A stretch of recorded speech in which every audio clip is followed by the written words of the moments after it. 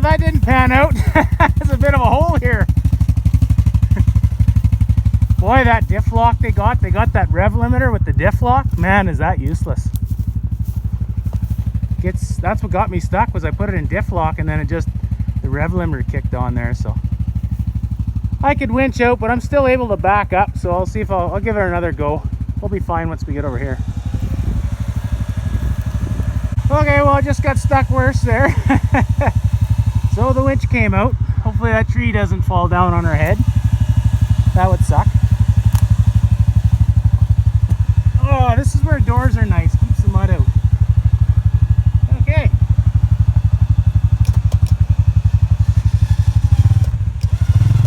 Then my winch has the power to pull us out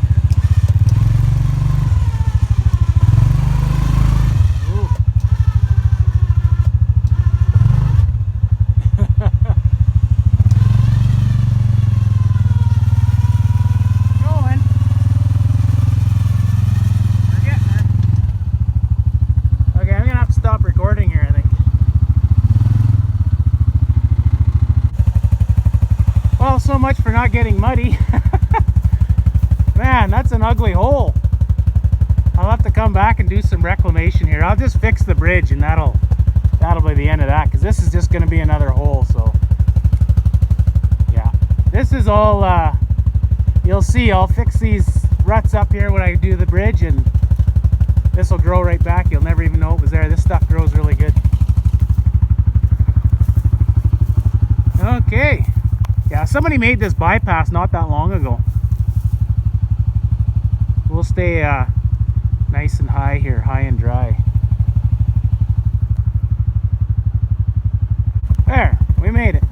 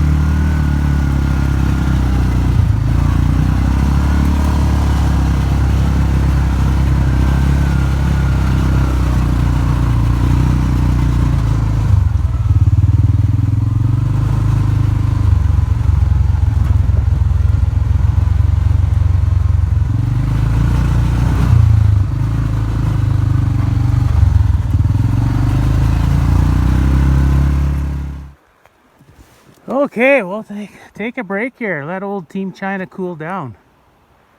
So yeah, I remember this trail where this goes. This goes back to where they just logged not too long ago, but I haven't been back there since they logged. There's a big beaver dam right there.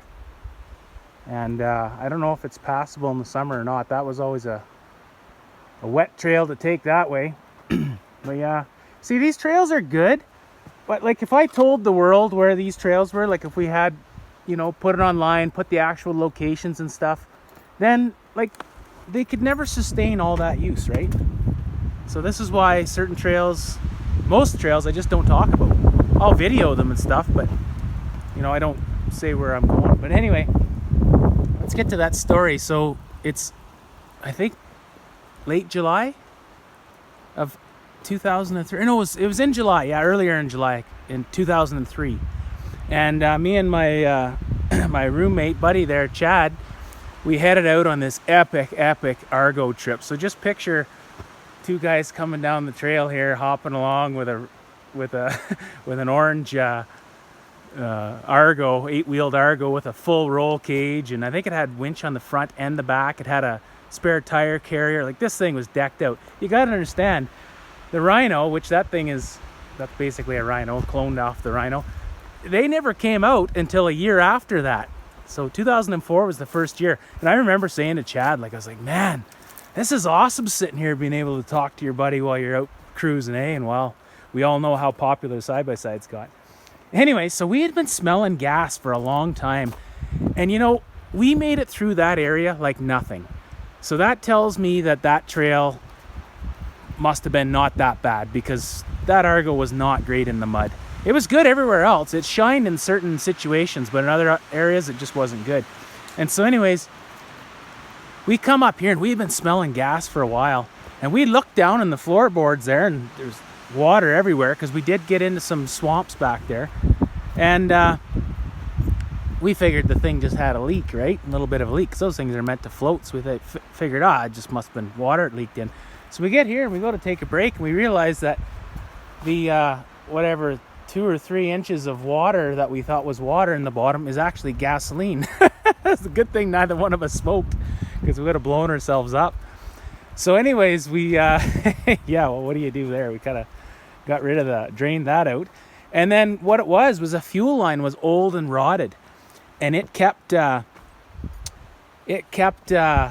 breaking off. It wasn't that Tygon stuff, it was the black fuel line. And so I would cut it and it would just break again, and I'd go to put the fitting on, it would crack again. So we just kept cutting it back. Well, now we're just about dead in the water. We've got no fuel line, and I can't cut it anymore, because then we're going to hold on a sec here. There, now you can see me. That wasn't very polite there, talking to the camera. And so yeah, so anyways, we ended up cut it back. Wasn't gonna go. I'm like, what the heck? So we did bring extra gas, and we had some extra tools, like a few things, right? We were somewhat prepared. We had the little Pool and Micro. That was the chainsaw we had that day. And anyways, we had this siphoning hose. Now it's the cheapest siphoning hose you can get. It was Canadian Tire had them. They had the big red end on them that you pumped, and that was probably like the very first things they started building in China. Just absolute junk plastic. So, in the cold, those things would just shear off, snap like nothing, just because they're so cheaply made. So anyways, we ended up taking that thing, and we didn't want to cut it, because, in case we had to siphon gas, say we ran out of gas, we met somebody else on the trail, we wanted to be able to siphon gas in there if we had to, right? In case we ran out. So what I did was I just left the full length of that siphoning hose, and we coiled it up, and we hooked one end to the one end of the line and the other to the other. That was our fuel line for the remainder of the trip. And like, this is nothing compared to where we took this side by side, or this Argo. Like, these are just easy trails. Up here it gets really steep, and we actually almost rolled that thing over frontwards one time. A bunch of stuff happened on that trip. It was a really cool, memorable trip. I have video of it. It's some of the video is good, and some is real sketchy. It's the old VHSC, I think it was, my old Panasonic video camera. But I do have video of it. And anyways, yeah, like I said, lots of stuff happened. So we went up this trail, and you got to understand, like, I didn't know this country back then. I didn't know it at all. I got here like, was it late 98? Early 98. So I didn't really know the trails that well then. And I'm still learning them all, right? And so anyways, we go up this trail, and it got really swampy, and nobody had been on it. In fact, I've only ever been on it twice since then. Once on a snowmobile when Chevelle was a pup. I remember that night she puked, because poor girl, because we were kind of running her a little too hard there. But we'd been on this trail, never been on it before, right? So we're just, where does this go? And so we went up, and we kind of came to a spot where it was like straight down, like it was. And we were worried, like even with this 8-wheel Argo, we're thinking if we go down there, we might not get back up. And we had a winch and stuff, but we think we had some rope, slings and stuff with us, but we were still worried about it, so we never did it. Just as we're sitting there, I think we were having a beer, and we're just sitting there, and all of a sudden we heard like a growl, and I looked at Chad, and he looked at me, and I was like, what was that? And he's like, I don't know, maybe a grizz. And this is definitely big time grizz country here. So we just got the heck out of there. We left right then and there. And then we went to another trail, one that we call Barbecue Point.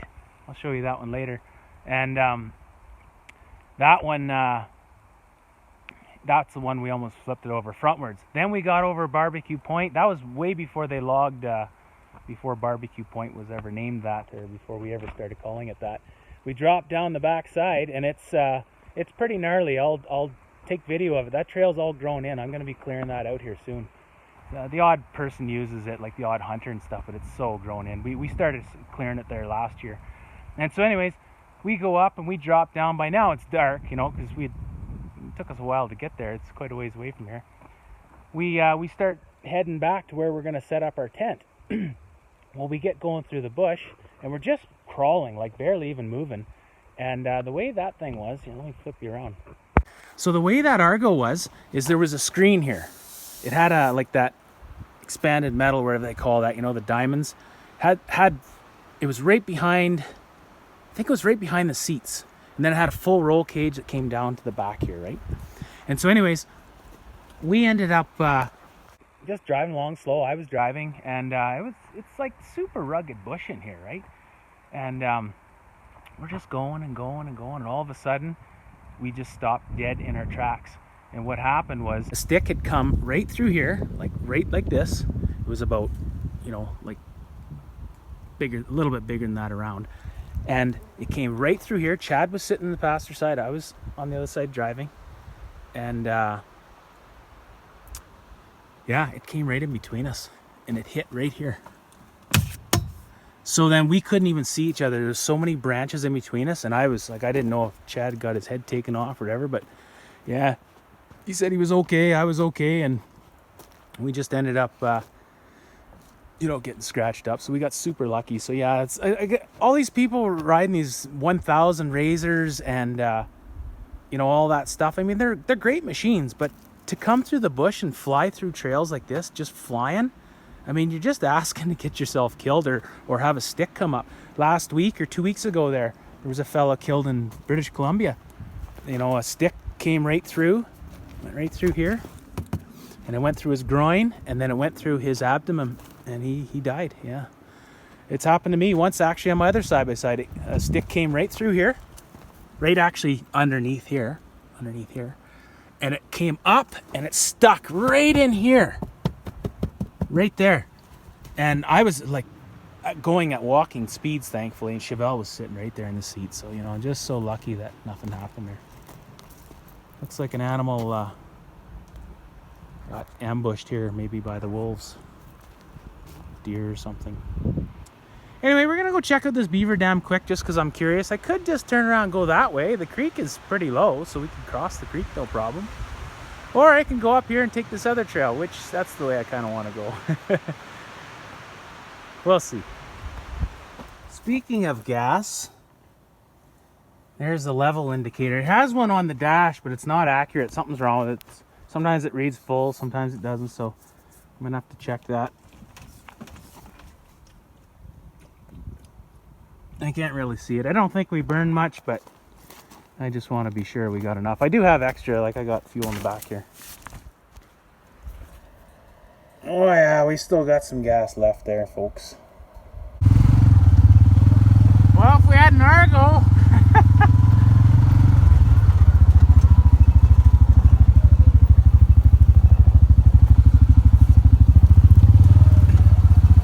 Yeah, see, this trail's always been a winter trail. Holy smokes. Yeah, we usually cross right here in the winter. You can see there's no quads that use this in the summertime because there's just no way to get past. Really muddy on the other side too. It's just as well it's left alone like this. It's just good for a winter trail.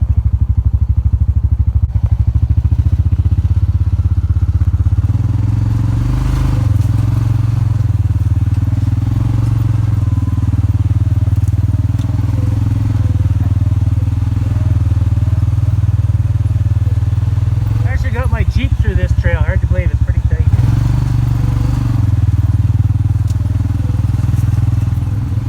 This is where power steering would certainly be nice.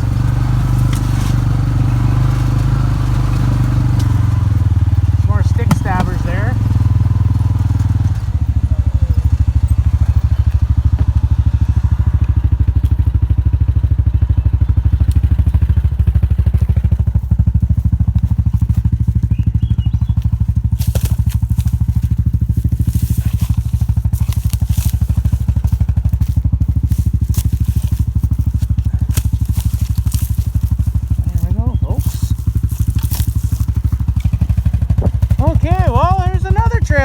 Out there many moons ago, And there's a bit of a bypass. It's wet here. I don't want to get buried, but we'll see. If it's not too wet, we'll do the bypass. I always wanted to make a little bridge over there. I just haven't yet. We'll see if we can make it. It's the only wet spot. Then after this, it's all nice high country. Lots of great views and stuff. So hopefully we get there. Oh, see? That's how it happens. I actually heard that just back there, and I wondered if it had stabbed through, and of course it did. That's why I want to build plates for in here to guard my rad. I mean, I could mount it back behind the seats too. Then you just never overheat, right? I just don't want the noise of the fan all the time back there. Okay, we'll continue on. Well, it just went up to 200 degrees. That's as high as I've seen it, but as soon as I gave it throttle there, it came down.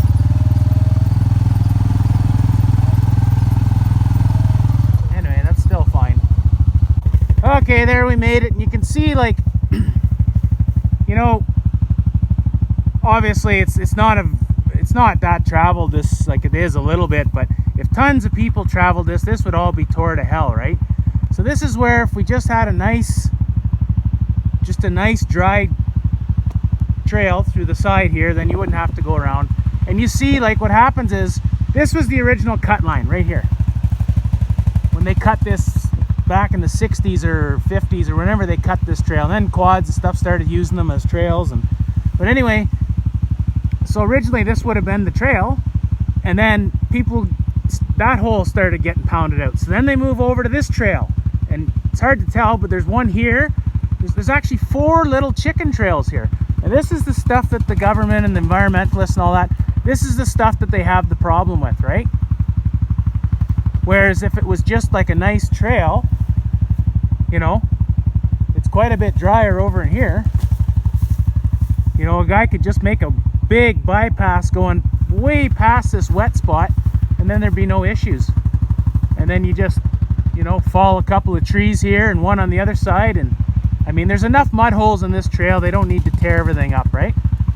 And yeah, that's what needs to happen. But this isn't a real popular trail. I've had my Jeep up here and stuff, and I've always taken where I just took the side-by-side here. It's quite a bit drier over here, but it is still pretty muddy. Okay, this is a cool trail once we get up here.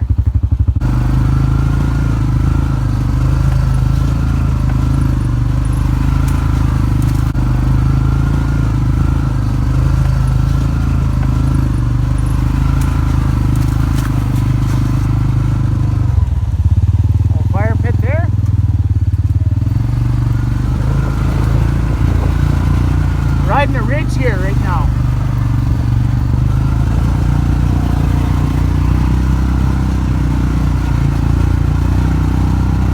This trail is super awesome now. It used to be really tight. I cleared it out about 4 or 5 years ago, and it's just great now. Here, we'll stop for a second.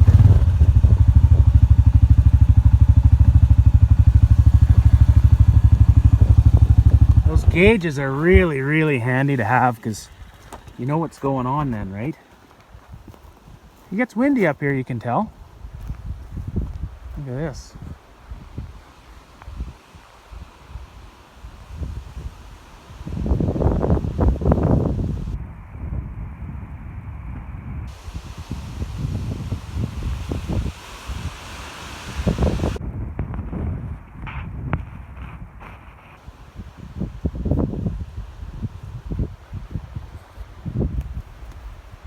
Yeah, just camera kind of takes away from it here, but it's just a beautiful view here.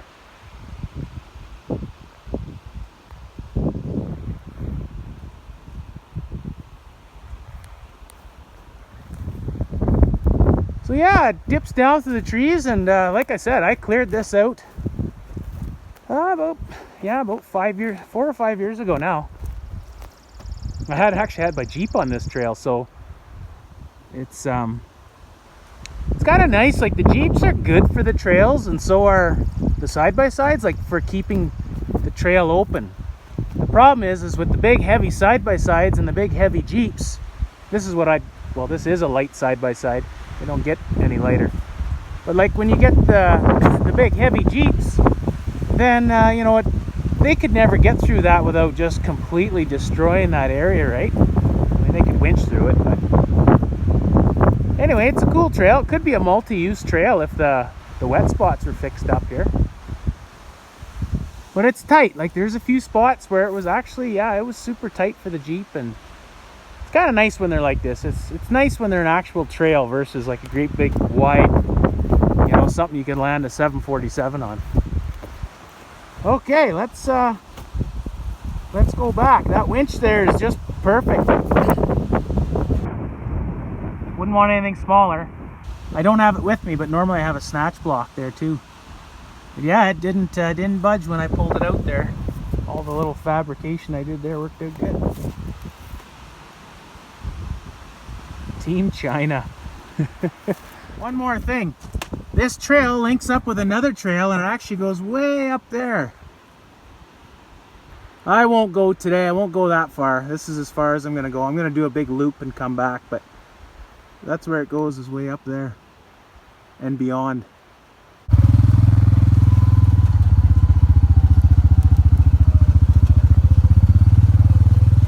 Yeah, power steering. This is where it would be nice, is in this slow technical riding.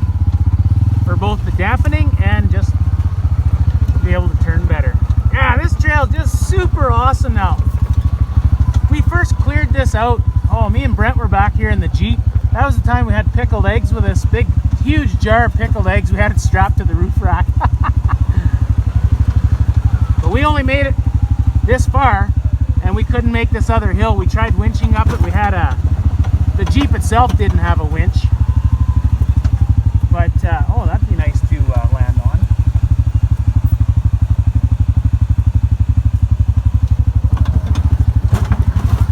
Oh. This thing doesn't, the engine braking doesn't kick in on this thing. It's, yeah, see, we couldn't make it up this hill.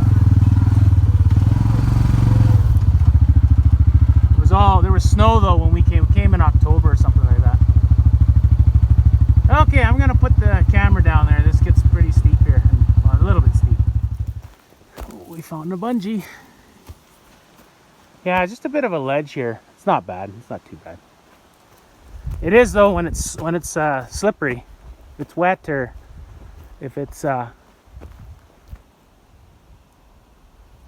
actually, yeah, it is pretty steep, but camera takes away from it. But yeah, it's I think the trail used to kind of go over here. Yeah, I did some work up here. I think I made a bit of a bypass or something. This might be, yeah, might be right here that I made it. I can't remember if I did this, if it was already here, but I know I definitely did some work over here. Oh, I think it was through here that I was wanting to come.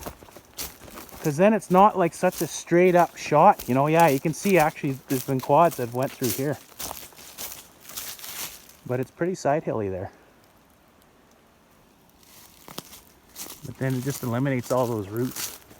Look at all the hair. Wolves definitely traveling this trail. Well, there's a big good game trail back there, so it makes sense here. Yeah, if you get messed up, you could certainly roll. Hopefully we don't.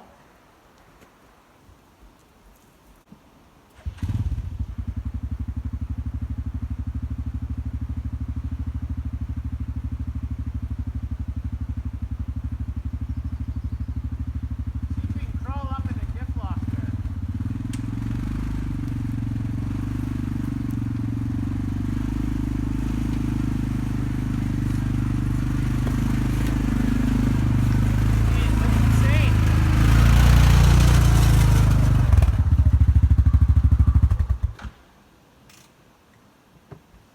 I know that looked like nothing,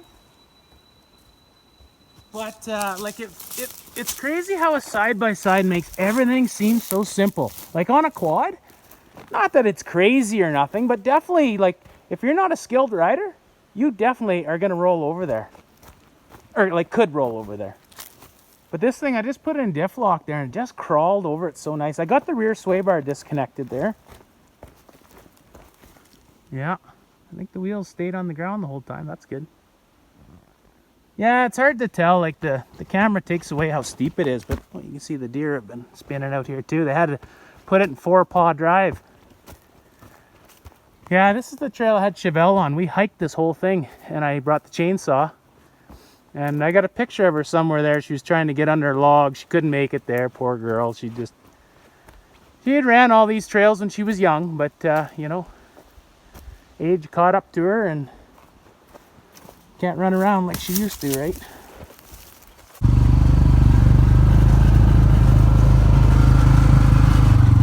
Alright, I just love how small this thing is. This is why I don't like big side-by-sides. Yeah, I made this bypass right here. It's just too tight to get my Jeep through there, and most side-by-sides, so.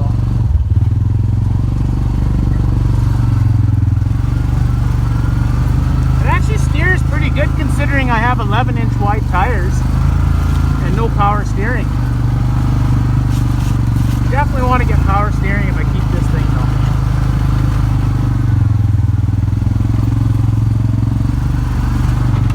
Chinese bush rat making her way through the bush in the woods.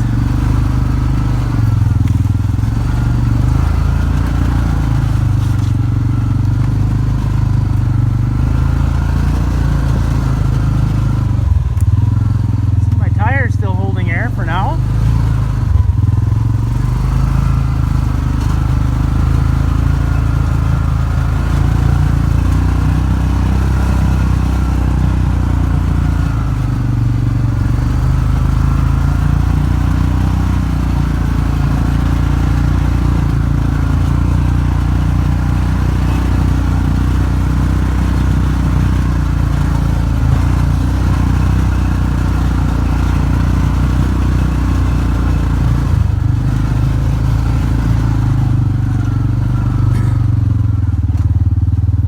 Trim them all back there. It's been a while, they're all weathered up.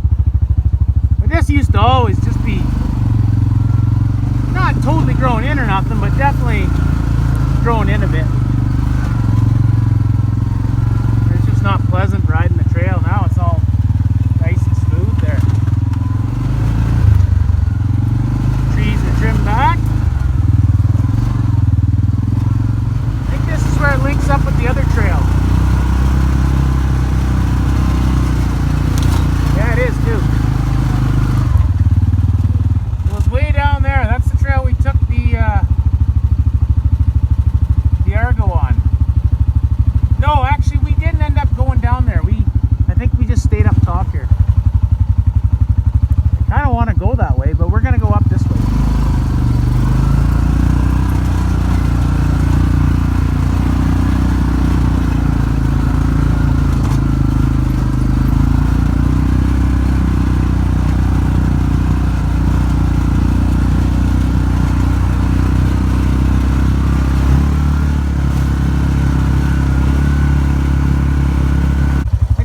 How good the e-brake would hold me there, and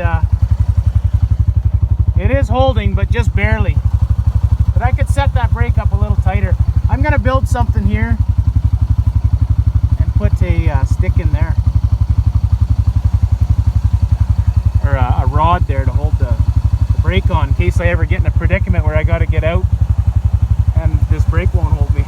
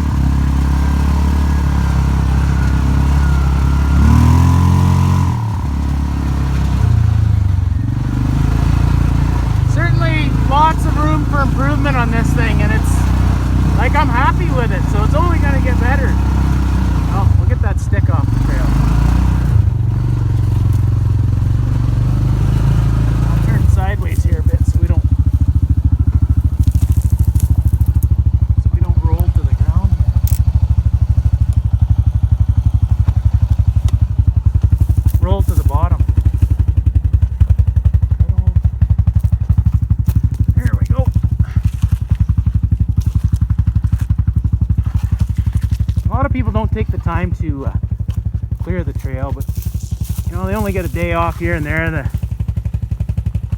last thing they want to do is constantly clear trail, but we came up here in the Jeeps. We cleared this out. It took us a while, and then there was other people that came along and helped clear it on their own that we noticed, so that was cool.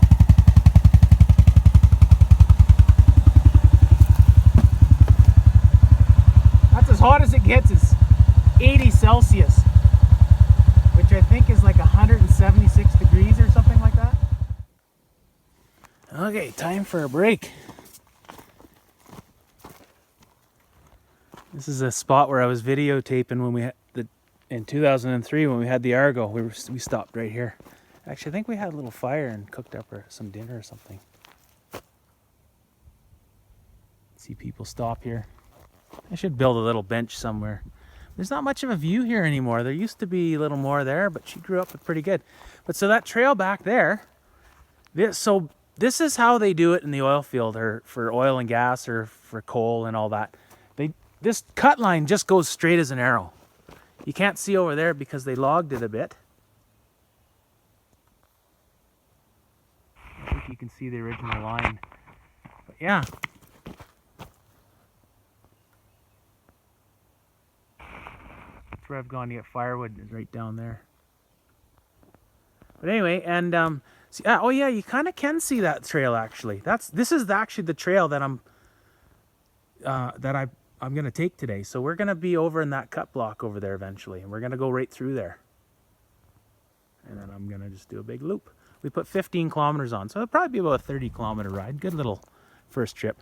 We used to come up here, and yeah, this is a super steep climb. It's just as well it's left alone and grown in, because definitely a good trail to get yourself killed on. A good hill. So yeah, same thing here is the cut line just goes here and then it would drop straight off. It's just too steep to ride it. And so then they used to build the bypasses around here. This cut line actually went this way as well, straight through here. Probably cut in probably about the 50s or 60s, something like that. I have an old map from 1976, and it shows this as a road on the map. So yeah, maybe it's super old logging road. I don't know. That's pretty steep to be climbing up there, but maybe that was when they had the horse and buggy days there, horse logging. Maybe they did do stuff like that back then. Hills like that. But anyways, great trail, and we're just gonna take a little break here, and we'll continue on. I'm gonna give this thing I'm gonna look it over, make sure everything's cool. I've got 10 pounds of air in these things. A lot of guys don't really like running Zillas on side-by-sides just because they have such a soft sidewall. But I mean, my other side-by-side, these are the rims and tires I had on it. So they've got like 4,000 kilometers. And they hold up pretty good. But I don't spin lots, and I do rotate the tires. That's the nice thing about having the same size all the way around. You can just keep rotating. You get a lot of life out of these. These apparently, when I bought these back in 2007 or 8, I think it was. Apparently these were the first 2 Zillas in Alberta. I remember I ordered them. I ordered 4, but I could only get 2. And the guy told me that I had the first 2. So I put them on a Honda Recon, and I did a poker rally, the Rob poker rally with it. It used to be a poker rally that we had until the government shut it down there, saying it was too muddy and stuff. And well, it was brutally muddy, but just muskeg.